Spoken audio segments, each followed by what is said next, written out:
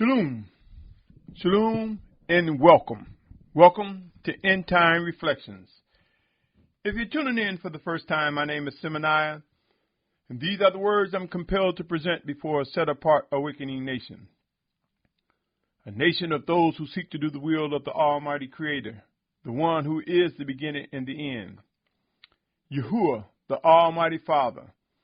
Those who are drawn by Him to Yahusha Mashyach, as it is written in John 6:44.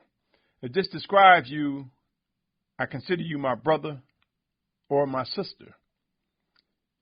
My brothers and sisters, in this 67th installment of Endtime Reflections,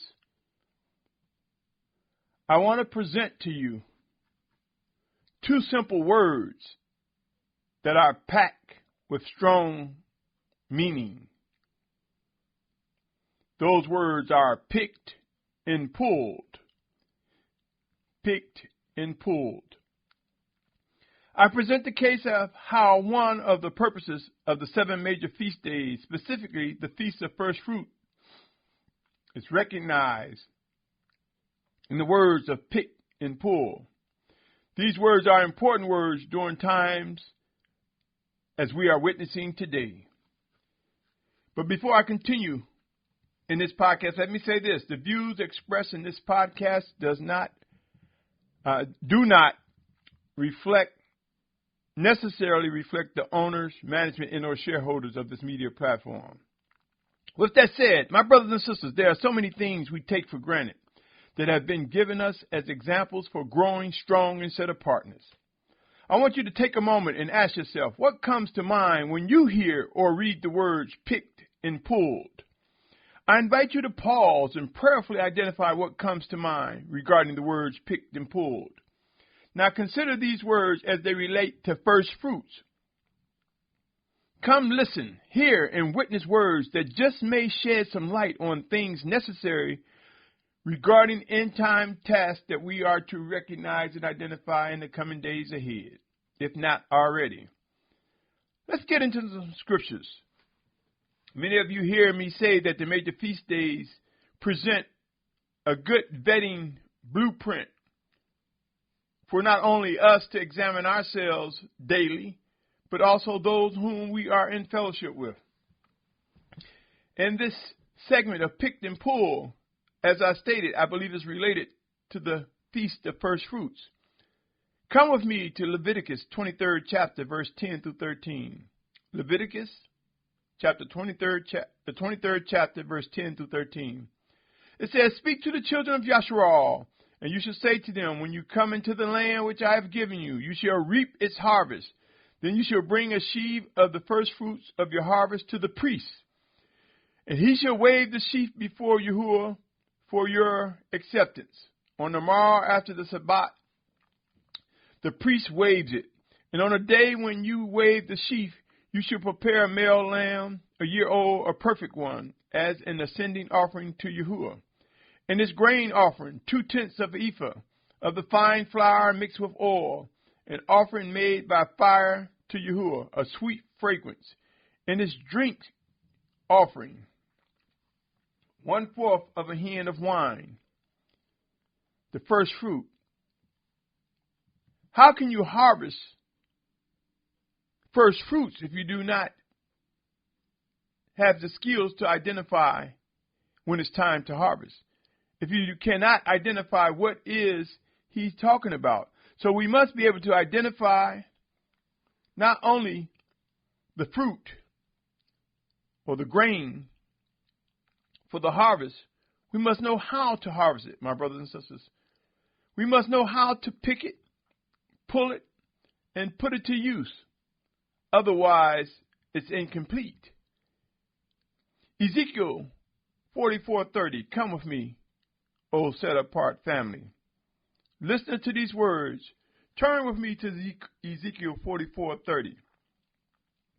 It reads as follows: "And the first of all, the first fruits of all, and every contribution of all your contributions belong to the priest. And the first of your ground meal you give to the priest, so that a blessing rests on your house." You see, my brothers and sisters, It is the priests who are the overseers. It is the priests who understand the dynamics from the fruit and the grain, from seed to maturity to harvest. All too often, and we see it today, people eat and consume fruit, grain, and use grain and vegetables. And they can care less how it was planted, how it was cared and nurtured, how it grew. Not to mention how to ensure that there will be more to plant, to grow. But the priests knew. The Almighty Father gave them the insight, the foresight, the discipline to know the importance of the first fruits. We take so much for granted, my brothers and sisters. But for such a time as this, picked and pulled, we must identify those who recognize what must be done to preserve the actions of the Almighty Father as we step into these final days. Come with me to James chapter 1, verse 16 through 18. James chapter 1, verse 16 through 18. It reads, "Do not go astray, my beloved brothers, for every good gift and every perfect gift is from above, coming down from the Father of lights, with whom there is no change, nor shadow of turning. Having purposed it, he brought us forth by the word of truth, for us to be a kind of first fruits of his creatures." It comes from above, his actions, his influence, his direction. And we will find that he indeed works in us, through us, one towards another. My brothers and sisters, when we are able to discern the life in the scriptures, we will be able to see how Abba Yahuah, the Almighty Father, will indeed enlighten us to his written word by making it alive. We will come to experience his living spirit, his presence among us and working in us. In the name of Yahusha, we will be those who will fulfill what is written. It would be wise to recognize that sometimes in the simplest of words, such as pick and pull, one can discover responsibilities, tasks necessary for our own growth. Who among us have ever identified someone whom the Spirit of Yahuwah has used to bring forth instructions that we embrace? In other words, who of us have seen someone talk about things we say, I like that. That's good. That's set apart. And we embrace those words, those instructions, sometimes with joy and thanksgiving. That's picked and pulled, my brothers and sisters. In other words, we appreciate the words they brought to us. We receive them eagerly. Then we pass them on. You see, picked and pulled. Simple words, but much action happens when we take things that aid in our growth. And there's also the mistakes, picked and pulled, picking the wrong crowd, the wrong group, the wrong community, the wrong fellowship, pulling towards them. Have you ever witnessed a person draw close to you or draw close to another that they believe is mature in this walk? That's picked and pulled.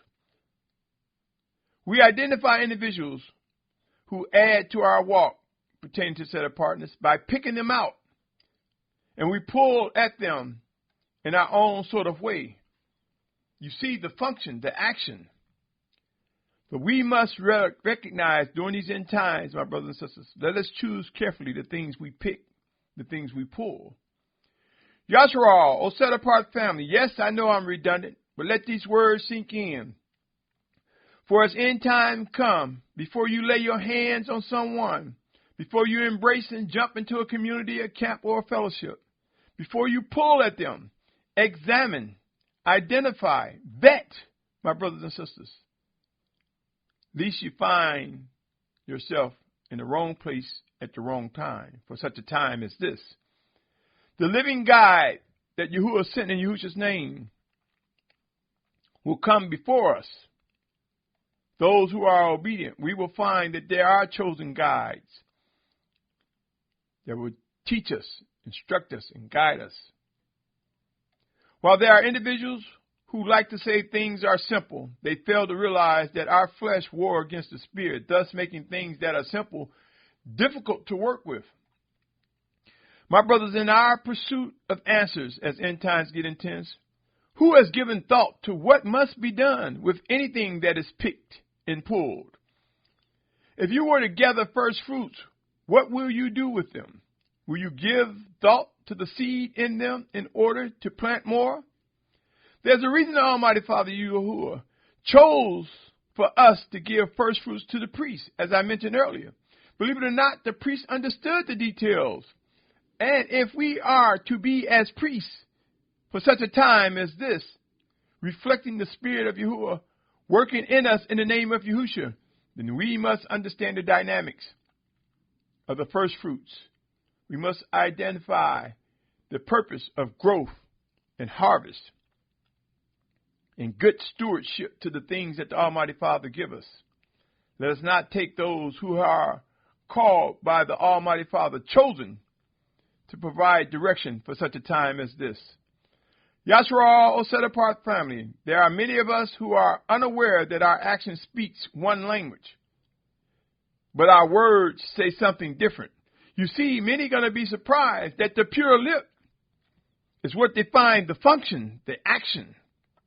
When different nations, kindreds, and tongues come together, it would be the gesture of one holding a cup, putting it to mouth, where one will interpret that language as to drink. It would be the gesture of the arms wrapping around. That would be the gesture of hugging. It would be the gesture of hand with a morsel of bread, wheat, or food going to mouth that will communicate. You see, in the midst of this final gathering, we will see the simplest, the purest of language. It's in our actions. We will grow to understand why actions speak louder than words, and how soon and very soon the very vanity of all the eloquent words that we use will be brought to naught. We will come to the simplest of communications, the things that matter when it comes to obeying, worshiping, and gathering in fellowships with one another, even those of different languages. We will discover that what one has said is the pure lip in this modern Aramaic Hebrew is not the pure lip. We will learn, O Yashar'al, for we will be humbled, disciplined, and refined. We will know how to communicate and what to do. We will know what to pick and what to pull. We will fulfill what is written. You see, the scriptures doesn't say maybe or if or might. It says what will come to be. Keep in mind, O Yashar'al, in Matthew's 24:5, it speaks, for many shall come in my name, saying, I am the Messiah, and they shall be led astray. My brothers and sisters, over the coming days, we will come to the point knowing why our communications, as well as vetting and examining one another, why those skills must and will improve. In 2 Thessalonians chapter 2, verse 3 and 4, it talks about the falling away. You see, my brothers and sisters, there are warnings, not only there, but in Matthew 24 and 2 Thessalonians, the falling away, being led astray. What are we doing to ensure these will not happen to the one in the mirror, the one whom we are close to, or our brother or our sister? Make no mistake, my brothers and sisters, whether you take the words picked and pulled seriously or not, our actions will prove there will be things we choose, such as pick, and there will be things we grab, such as pull. So choose wisely, my brothers and sisters. Know how to identify correctly what the Almighty Father is directing us to do. Behold, the hand of the Almighty Yahuah is rising among us. Soon and very soon we will see chosen leaders led by the power and might of the Spirit of Yahuah in Yahusha's name. Soon and very soon, proof with power will come for the set-apart ones. We will know what it means to be picked and pulled, and what it is for us to pick and pull. Things have their place, my brothers and sisters. Repositioning is coming. A gathering is coming. The 144,000 in great multitude will assemble. Until recent times, I am beginning to believe it is possible, it is highly possible, that we have 3 years from now to 2023 to see the evidence of the final Exodus. I can go into the details, but some may can care less. But watch and pray, for the Almighty Father will shape those whom He has chosen to fulfill the final Exodus and to be martyrs for Yahusha's name, as well as to be the final words that people hear as He worked through us, one towards another, as we navigate through these final days. Be encouraged, my brothers and sisters. Our redemption draws near. Come, let us embrace the orders that will result in 144,000 Hebrews, 12,000 Hebrews from each of the 12 tribes of Yashar'al. I also use the name Abraham, seed, reflecting the seed of Abraham. And a great multitude, for there are those joined with the children of Yahuah and made one by Yahusha Mashyach. Make no mistake, O Yashar'al, the days of arguing and debate, the days of differences among those who truly seek to worship and obey the Almighty Father will come to an end, and we will witness a magnificent and phenomenal gathering, awakening, like the world has never imagined. On that note, I say, my brother, my sister, there's much work to be done. What say you on these matters? What steps will you take going forward? My name is Symmanayah, and I come to you in the name of Yahusha, encouraging